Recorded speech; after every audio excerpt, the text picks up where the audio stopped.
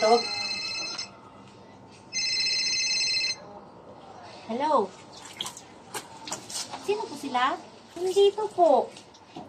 Ito nga po eh. Naglilinis ngayon ng motor. Pagkatapos, mag-iinuman na naman yata sila ngayon. Hindi po ko siya nagkasakit.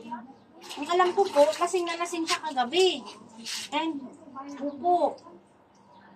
Tsaka hindi naman po nagkakasakit ito eh. Sumasama lang po yung pakiramdam niya pagka nalalasing po. Tsaka hindi naman po sakit yung asawa ko. Oo. Ito nga eh, panailinis niya ng motor. Gagamitin niya mamaya, aalis na naman sila. Ay, hindi po. Malakas po itong asawa ko ah. Malakas nga din itong uminom eh. Hindi po siya nagkakasakit.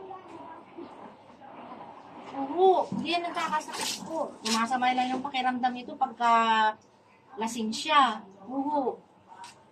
Ay, hindi ko po alam. Ayan na ako, oh. Lakas-lakas niya.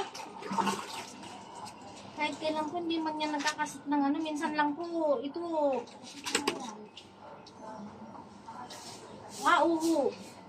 Sumasakit lang po minsan yung sikmura niya pag nasusubrahan niya lang ng inom eh. Ay, hindi ko po alam eh. Hindi ko ano sinasabi ko. Wala po siyang sakit. Nandito nga, lakas-lakas nga po ng tawan niya eh. Ay, oo. Ay, bayaan niyo po sasabihin ko siya. Bayaan niyo po sasabihin ko mamaya sa kanya. Hindi ko po alam. Kasi hindi naman po kasi nagkakasakit ko eh.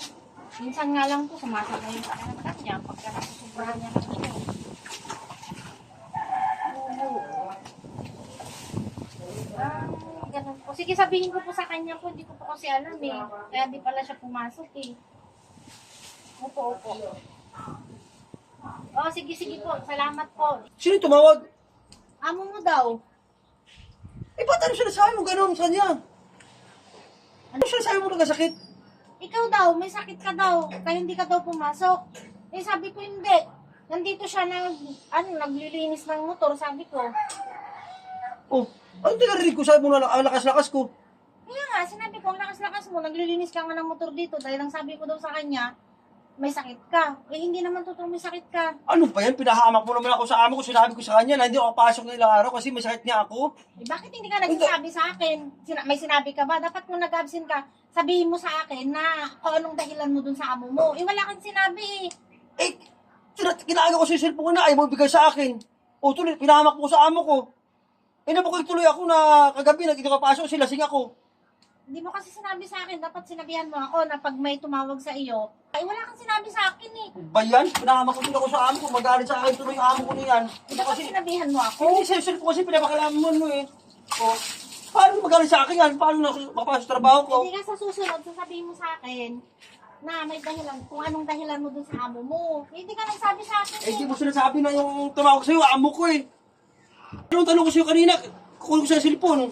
Ayaw bigay sa akin. Ikausap ko na eh. Oh, nabukoy tuloy ako na hindi ako papasok dahil lasing ako kagabi. Totoo naman eh.